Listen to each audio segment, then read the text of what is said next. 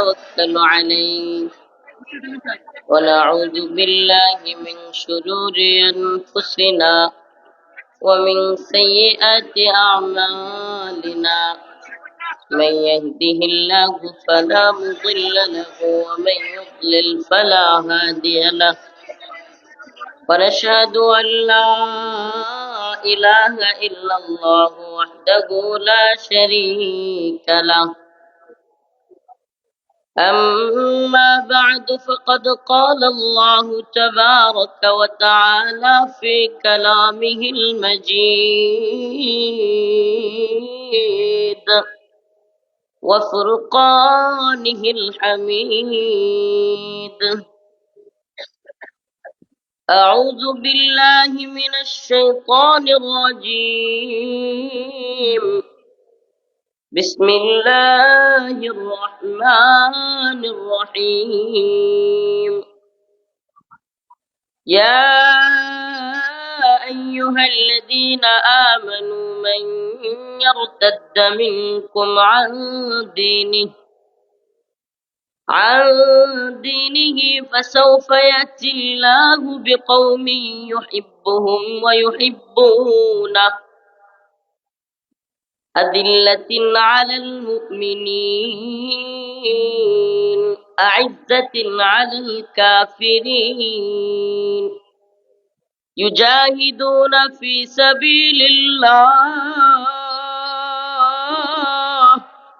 ولا يخافون لومة لائم صدق الله مولانا العظيم وصدق رسوله النبي الكريم ونحن على ذلك من الشاهدين والشاكرين والحمد لله رب العالمين সকলে একটু দরুদ শরীফ পড়ি আল্লাহুম্মা সাল্লি আলা محمد وعلى آل محمد كما صليت على إبراهيم وعلى آل إبراهيم إنك حميد مجيد اللهم بارك على محمد وعلى آل محمد كما باركت على إبراهيم وعلى آل إبراهيم إنك حميد مجيد ময়মনসিংহের উলামায়ে কেরাম তাওহীদি জনতার পক্ষ থেকে কারা নির্যাতিত মাজলুম আলেমদেরকে সংবর্ধনা ও আলোচনা সভা আজকের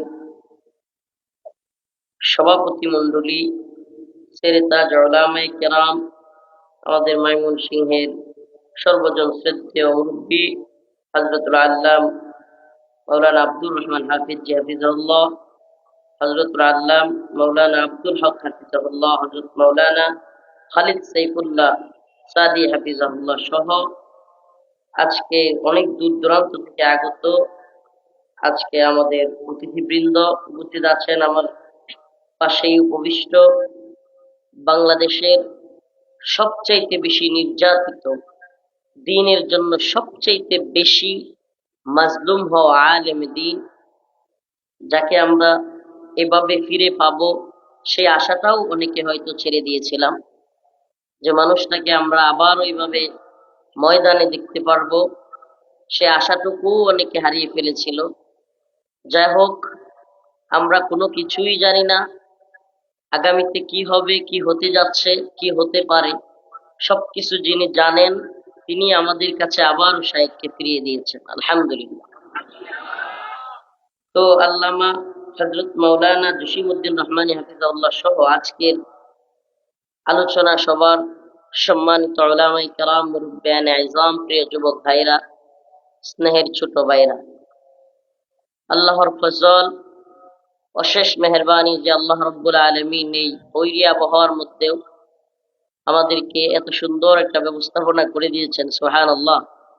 আল আকসা এই আল-আকসা যে পাঠাগার কিংবা যে যুবক ভাইরা হিম্মত করেছেন, আল্লাহ পাক তাদের এই ইচ্ছা শক্তিকে, এই দৃঢ়তাকে দ্বীনের জন্য কবুল করুক এবং এই প্রতিকূলতাকে ডিঙিয়ে তারা যে এই একটা মজমা সুবহানাল্লাহ তাওহীদবাদী একত্ববাদের স্লোগানদারীদেরকে একত্রিত করার যে প্রয়াস তারা দেখিয়েছেন। প্রিয় ভাইরা আমার, আবহাওয়ার অবস্থা ভালো না, আছি সারাদিন সত্যি কথা এই যে শায়েখদের পরামর্শেই, ওনাদের আদেশে কিংবা ওনাদের পরামর্শেই সারাদিন ওই দুর্গাপুর নেত্রকোনার ওইসব অঞ্চল ভয়াবহ বন্যায় প্লাবিত। তো ওগুলোতে ত্রাণ বিতরণে দীর্ঘ সময় যাওয়াতে আমার মেরুদণ্ড সহ সারা শরীর এমন অবস্থা, যেমন হাঁটতে পারি না এমন অবস্থা, মানে সারা শরীর এত ক্লান্ত। তবুও বিশ্বাস করেন, এই আয়োজক যারা করেছে এদের প্রতি আমার আন্তরিক ভালোবাসা এবং আপনাদের এই মোমেন শাহী আমার নিজের এলাকা, সেই টান থেকে, সে আবেগ থেকে আমি চলে আসছি। সত্যি কথা, আমি আজকে মাহফিলে আসার মতো পরিস্থিতিতে ছিলাম না। আল্লাহ পাক আমাদের সবাইকে দ্বীনের জন্য কবুল করুক। প্রিয় হাজিরিন,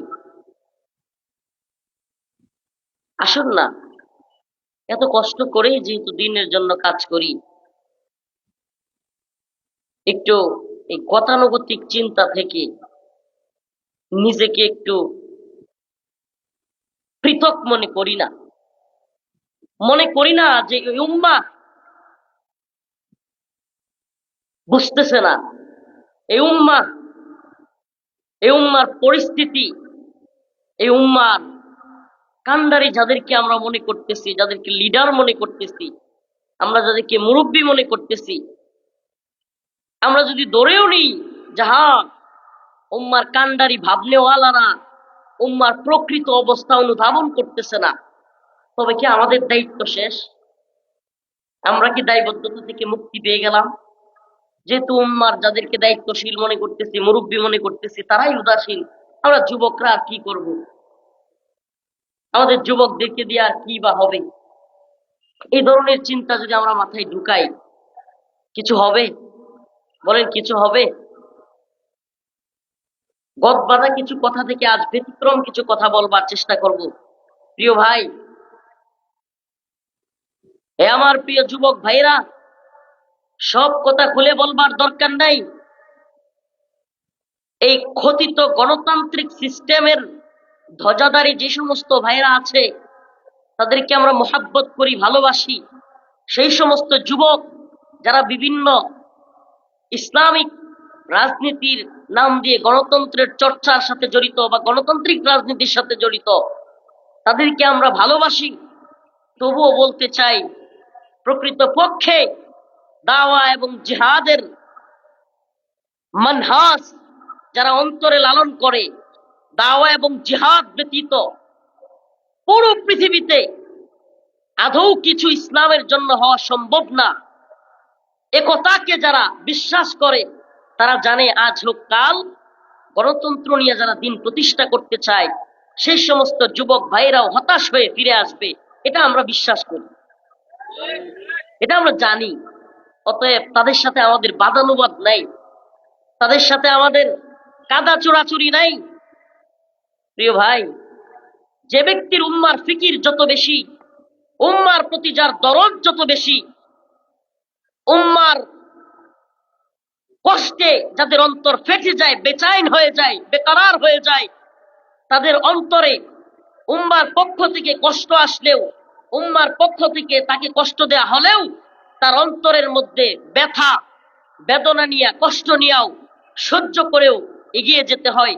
আর গুরাবাদের ইতিহাস এটাই যে গুরাবারা এরাই হবে গুরাবা যারা সমস্ত কষ্ট বুকে নিয়েও উম্মার ফিকির নিয়ে, উম্মাকে পরিবর্তনের জন্য, উম্মার পরিবর্তনের লক্ষ্যে, উম্মার আগামীর বিপ্লবের স্বপ্ন নিয়ে যারা কাজ করবে, কথা বলবে। তাদের মনের মধ্যে কষ্ট আসবে, তাদেরকে জাতি কষ্ট দিবে। এ জাতির বুকবাদীরা, এ জাতির আবেগীরা, যদিও আমাদেরকে আবেগী বলা হয়, এ জাতির গণতান্ত্রিক সিস্টেমে স্বপ্ন দেখনেওয়ালা হুজুকে জাতিরা আমাদেরকে কষ্ট দিবেই। আল্লাহ দিতেই থাকবে। এটা আপনি লিখে রাখেন ভাই। তবু এই কষ্টকে বুকে ধারণ করেও এই উম্মাহকে ইসলাহের জন্য, এই উম্মার প্রকৃত জাগরণের জন্য, এই উম্মাহকে মোল্লা আফগানের তালেবানদের জাগরণের জন্য তৈরি করার জন্য সমস্ত প্রতিকূলতাকে পাশ কাটিয়ে সমস্ত প্রতিকূল পরিস্থিতি মোকাবেলা করে এই উম্মার প্রকৃত জাগরণের জন্য এই ভাইদের সাথে, এই অবুজ দিনী ভাইগুলোর সাথে ফাইটে না জড়িয়ে বরং এদেরকে বুকে আগলে আগামী স্বপ্ন আমাদেরকে বুনতে হবে। বাদাল ইসলামু গরিবান ওয়াসাউদু কামা বাদা ফাতুবা লিল গুরাবা। রাসূলুল্লাহ সাল্লাল্লাহু আলাইহি ওয়াসাল্লাম হাদিস, বাদা আল ইসলামু গরিবান ওয়াসাউদু কামা বাদা ফাতুবা লিল গুরাবা। ইসলাম অপরিচিত অবস্থায় ছিল, আবার সে অপরিচিত অবস্থায় ফিরে যাবে, গোরাবাদের কাছেই ফিরে যাবে। আল্লাহ রাসূল সাল্লাল্লাহু আলাইহি ওয়াসাল্লামকে বললেন সাহাবায়ে কেরাম, রাসূলুল্লাহ গোরাবা কারা? আল্লাহ রাসূল জবাব দিলেন, আল্লাযীনা ইউসলিহুন ইযা ফাসাদান নাস। মানুষ যখন ফিতনা ফাসাদের মধ্যে জড়ায়া যাবে সেই সময় যে মানুষগুলো, আল্লাযীনা ইউসলিহুন, যারা সেই সময় মানুষকে সংশোধনের পথে আহ্বান করবে, নিজেরা শুধু সংশোধন হবে না বরং তারা কি করবে? অন্যকেও সংশোধনের জন্য আহ্বান করবে। ও আমার দাওয়া এবং জিহাদের পথে আহ্বানকারী ভাই, সুস্পষ্ট বলতেছি, ইনসাফ কওমি অঙ্গনের কিংবা আমাদের আহলে হকদের মাঝে একটা অনলাইন পোর্টাল ইনসাফ, সেটা সম্পাদক মাহফুজ ভাই, তার কথাগুলো আমার খুব ভালো লাগছিল। যে দেশে যদি কেউ মাও সেতুং এর মতবাদের কথা বলতে পারে, লেনিনের মতবাদের কথা বলতে পারে, কেউ যদি আব্রাহাম লিঙ্কন, জর্জ রসুর মতবাদের কথা বলতে পারে, তাইলে আমরা কেন খিলাফতের মতবাদের কথা বলতে ভয় পাবো? আমাদের কথাও সুস্পষ্ট। যদি এদেশে কেউ Abraham Lincoln, Karl Marx, Lenin কিংবা মাও সেতুং এর মতবাদের কথা বলতে পারে, আমরাও আমাদের সুস্পষ্ট একেবারে ঘোষণা। যারা বলে হুজুর আপনাদের রূপরেখা কি, আমাদের রূপরেখাও সুস্পষ্ট, দাওয়া এবং জিহাদ। আমাদের রূপরেখাও সুস্পষ্ট, ওয়াল্লাযী আরসালা রাসূলাহু বিল হুদা ওয়া দীনিল হক লিইযহিরাহু আলাদ দীনি কুল্লি ওয়ালাউ কারিহাল মুশরিকুন। আমাদের রূপরেখা সুস্পষ্ট, কুতিবা আলাইকুমুল কিতাল ওয়া হুয়া কুরহুল লাকুম আসা আন তাকরাহু শাই ওয়া হুয়া খায়রুল লাকুম ওয়া আসা আন তুহিব্বু শাই ওয়া হুয়া শাররুল লাকুম।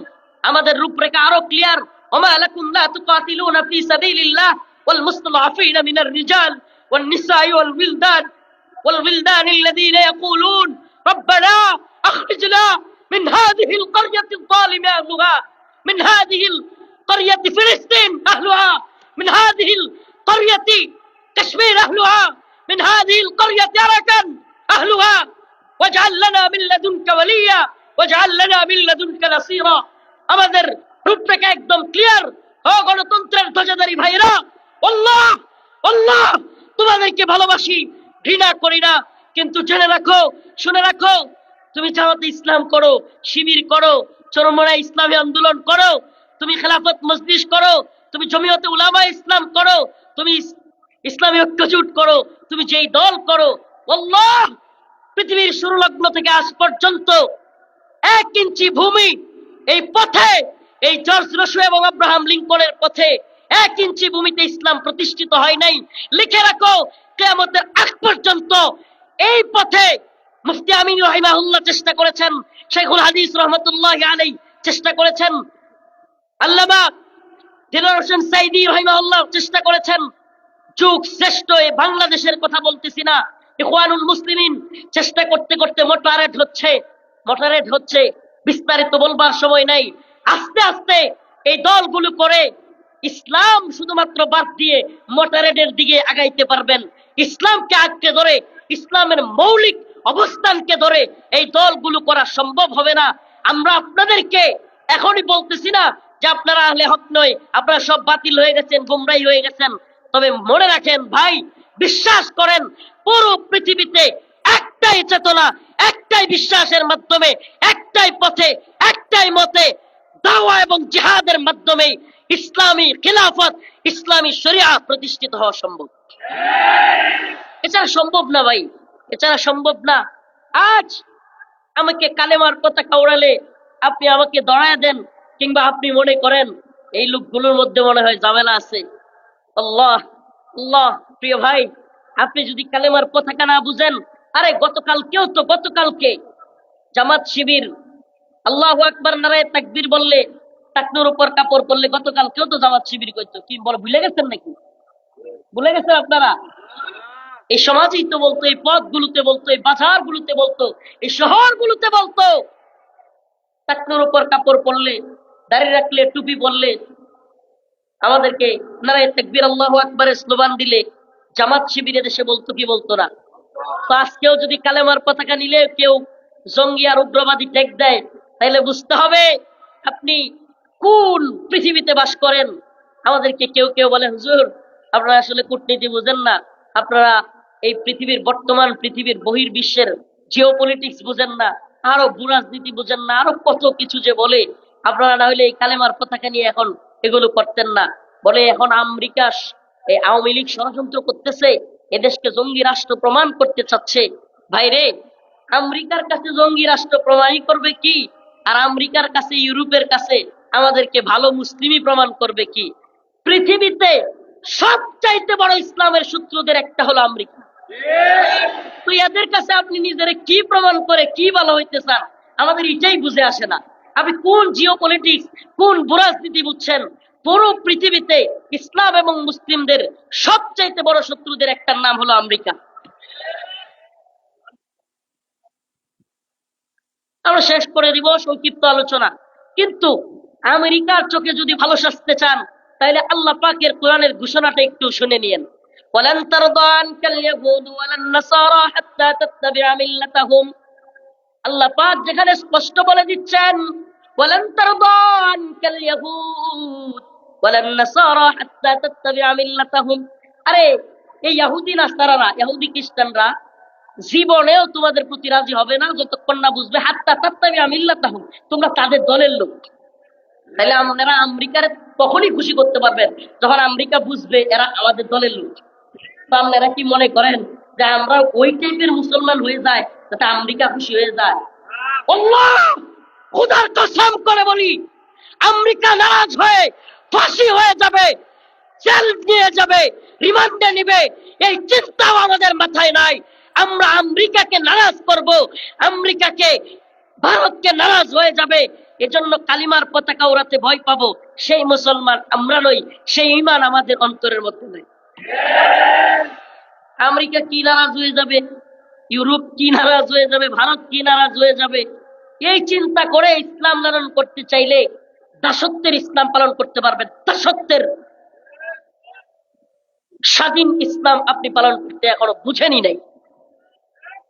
আমরা কি দাসত্বের ইসলাম চাই, নাকি আল্লাহ এবং তার রাসূলের জমিনে, আল্লাহর জমিনে একমাত্র লা ইলাহা ইল্লাল্লাহ এছাড়া আল্লাহর হুকুম ব্যতীত অন্য সমস্ত হুকুম, সমস্ত দলকে বাতিল করে এক ইলাহে কালিমাতুল্লাহকে বিজয়ী ইসলাম দেখতে চাই? কথা কয় না? দাসত্বের ইসলাম দেখতে চান? শৃঙ্খলে আবদ্ধ ইসলাম দেখতে চান? আমেরিকার চোখে ইসলাম দেখতে চান? ভারতের চোখে ইসলাম দেখতে চান? ইউরোপের চোখে ইসলাম দেখতে চান? নাকি আল্লাহ এবং তার রাসূল যে ইসলাম দিয়েছেন, আরে আল্লাহ পাক নিজে যেখানে কোরআনে আয়াতে বলছেন আন্নাল আরদ ওয়ারিসুহা ইবাদিয়াস সালিহুন, সুবহানাল্লাহি ওয়া বিহামদিহি, আল্লাহ নিজে বলতেছেন জমির মালিক আমি, ওয়ারিস সূত্রে এই জমির মালিকানা ইবাদিয়াস সালিহুন, আমার সঠিক বান্দা সালেহ বান্দাদেরকে দিয়ে দিছি। সুবহানাল্লাহ। ওয়ারিস সূত্রে এই জমির মালিককে আমরা, এই জমির মালিক আল্লাহ, ওয়ারিস সূত্রে কারা? অতএব এই ভূমিতে যদি কোনো কাফের মুশরিক থাকে তাহলে বিধান একটাই, হয় তাকে জিজিয়া দিতে হবে, আইয়াদিউহুম সাগিরুন। এ ট্যাক্স না, ভুল বুঝাইলে হবে না আমাদেরকে। সরকারকে মুসলিম, অমুসলিম, হিন্দু, বৌদ্ধ, খ্রিস্টান সবাই মিলে ট্যাক্স দেওয়া আর জিজিয়া দেওয়া দুটো এক জিনিস নয়। আমি মুখতাসার করতেছি, শেষ করে দিচ্ছি। জিজিয়া দিয়ে থাকতে হবে, আর না হয় মুসলমানদের অধীনে, চুক্তির অধীনে মুসলমানদের নির্দিষ্ট শর্তসমূহ মেনে তারপর থাকতে হবে। তৃতীয় সূরত হলো মুসলমানদের বিরুদ্ধে জিহাদে লিপ্ত হবে, এর বাহিরে কোনো অপশনই নেই। ভূমির মালিককে ইবাদিয়াস সালিহুন, আল্লাহর কথা, আল্লাহল আরদ ওয়ারিসু ইবাদিয়াস সালিহুন। সুবহানাল্লাহ। প্রিয় ভাই, এজন্য ইসলাম এখন প্রতিষ্ঠিত না আমাদের দেশে। এই জন্য আমার অন্তরেও কি নত যেন ইসলাম থাকবে? আমি মনে হয় বুঝাইতে পারিনি। আমি হুজুর কষ্ট হচ্ছে, আর লম্বা করতে পারলাম না, নাহলে বুঝাইতে আরো দুইটা কথা বলতাম। আমি বলেছিলাম প্রধানমন্ত্রী মানি না ইসলামের বিরুদ্ধে গেলে, রাষ্ট্রপতি মানি না ইসলামের বিরুদ্ধে গেলে। কিছু লোক বললো আমারে যে কথা তো ঠিকই আছে, কিন্তু এইভাবে বলা। আমি বলছি আচ্ছা, কথা ঠিক থাকলে আপনার সমস্যা কি? সমস্যা হলে যারে বলছি তার হবে। মূলত প্রবলেম হলো নত জানু ইসলাম মানা, মানে তাদের মনের ভিতরে, মগজের ভিতরে নতজানুতা, ইসলামের ব্যাপারে নতজানু ইসলাম পালন করার চিন্তা ভাবনা। হাইরে আমেরিকা না জানি কি ভাববে, প্রশাসন না জানি কি ভাববে, বহির্বিশ্বে না জানি কি হবে। আমার রসুলকে গালি দিলে, কটূক্তি করলে, তখন কি নতজানু ইসলাম পালন করবার সুযোগ আছে? মান সাব্বা নাবিয়ান ফাকতুলু, আমার রসুলকে গালি দিলে ইসলামের বিধান তাকে ওয়াজিবুল কতল, তাকে হত্যা করে ফেলতে হবে। তাহলে আমি সেখানে নতজানু দেখাবো কিভাবে? আমি নতজানু দেখানোর সুযোগ আছে? প্রিয় হাজিরিন, প্রিয় উম্মাহ ও প্রিয় জাতি, আমরা উশৃঙ্খল নই। আমরা বলি না কোনো মন্দিরে তুমি এখনই গিয়ে হামলা করো। ঠিক তেমনি ভাবে আমরা এটাও বলি না মুসলিমের সন্তান, সাধারণ মাদ্রাসা পড়ুয়া ছেলে গিয়ে মন্দির পাহারা দিবে, এটাও আমরা বলতে পারি না। হ্যাঁ, আপনি খুব বড় হয়ে গেছেন, আপনি রাজনীতি বুঝেন, জিও পলিটিক্স বুঝেন, কিন্তু সাধারণ একটা ছাত্ররে যে পাঠাইলেন, ও তো জিও পলিটিক্স বুঝে না। ও মনে করলো মন্দির পাহারা দেওয়া সবের কাজ, গেছে ইমান। ঠিক আছে, পরিমাণ চলে গেছে। আমাদের সালাফগণের ইতিহাস ছিল এমন, আকাবির ও আসলাফ একটা একটা মন্দিরে একটু কিছু সহায়তা করলে, পূজার মধ্যে গিয়ে একটু শরীক হলে, কলা খাইলে ইমান নবায়ন করতেন। কি করতেন? ইমান নবায়ন করতেন, নতুন করে বিয়ে করাইতেন। আমাদের আকাবির সালাফদের ইতিহাস ছিল এটা। প্রিয় ভাইরা আমার, এজন্য আমি আপনাদেরকে বলবো, সামনে পূজা আসতেছে, আমরা কেউ গিয়ে মন্দিরে কি হামলা করব? আমাদের কাজ হামলা করাও নয়, তাদের পূজায় গিয়ে আমাদের নিজেদের পক্ষ থেকে নিরাপত্তা দেওয়া আমাদের দায়িত্ব। হ্যাঁ, যদি কেউ অশৃঙ্খলতা করে তাদেরকে অবশ্যই আমরা ফিরাবো। যদি কেউ ভাঙতে যায় তাদেরকে অবশ্যই আমরা বাধা দিব, সেটা বিষয় নয়। যদি কেউ অশৃঙ্খল পরিস্থিতি তৈরি করতে চায়, একটা অস্থিতিশীল পরিস্থিতি তৈরি করার প্ল্যান করে, আমরা সেটা বাধা দিব। কিন্তু আমরা নিজেরা মন্দির পাহারা দেন এই কথা বলবো না। আল্লাহ পাক আমাদের সবাইকে, আমি যে আয়াতে কারিমা তিলাওয়াত করেছি, ইয়া আইয়ুহাল্লাযীনা আমানু মাইয়ারতাদ্দা মিনকুম আন দীনি ফাসাউফা ইয়াতিল্লাহু বিকওমিন ইউহিব্বুহুম ওয়া ইউহিব্বুনা। সংক্ষিপ্তভাবে আয়াতটা বলি, যদি কেউ এই দিন থেকে মুখ ফিরিয়ে নেয়, ইউহিব্বুহুম ওয়া ইউহিব্বুনা, আল্লাহ পাক আরেকটা দলকে দাঁড় করায় দিবেন, যাদেরকে আল্লাহ ভালোবাসবেন, আল্লাহ তাদেরকে ভালোবাসবেন। সুবহানাল্লাহ। আযিল্লাতিন আলাল মুমিনিন, তারা মুমিনদের ব্যাপারে নরম হবে। আইজ্জাতিন আলাল কাফিরিন, কাফিরদের ব্যাপারে শক্ত হবে। ইউজাহিদুনা ফি সাবিলিল্লাহ, তারা আল্লাহর পথে জিহাদ করবে।